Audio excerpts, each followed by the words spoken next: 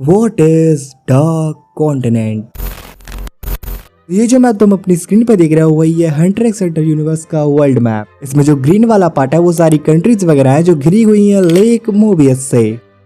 और यहीं पर सारी की सारी ह्यूमैनिटी हाथी घोड़ा शेर चीता अजीब लोग सब रहते हैं।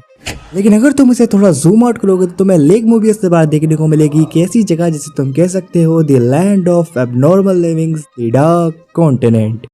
ये एक ऐसी खतरनाक जगह है जहाँ पर हंटर एसोसिएशन के द्वारा ऑफिशियली 149 मिशंस किए गए हैं, जिसमें से 5 ही सक्सेसफुल हुए हैं क्योंकि बाकियों में तो कोई वापस ही नहीं आया। और इन 5 मिशंस के अंदर ह्यूमैनिटी का सामना हुआ है 5 डिफरेंट थ्रेट से, जिनका थ्रेट लेवल क्रिमिनल एंड से भी ऊपर का है। जिसमें से सबसे पहला थ्रेट है पापू। ये कुछ ऐसे क्रीचर्स थे जो ह्यूमंस को खाते थे और उनका फेवरेट काम था उन्हें ऐसा पेट बनाकर रखना, वो भी ऐसी कुछ डॉल्स में। और जब इनका सामना ह्यूमैनिटी से हुआ तो उस मिशन के अंदर 1000 में से सिर्फ 7 ही लोग वापस आ पाए। फिर अगला थ्रेट है ब्राइन। ये एक एंशिएंट सिटी का गार्डियन था जिसकी बॉडी ह्यूमंस की थी लेकिन सर एक स्पेयर का था, और इसके एनकाउंटर में सिर्फ 2 ही लोग वापस आ पाए। अगला थ्रेट है हेल बेल। ये एक 2 टेल वाला स्नेक था जिसकी एबिलिटी थी लोगों को आपस में ही लड़वा देना, और इसके एनकाउंटर में सिर्फ 11 लोग ही वापस आ पाए।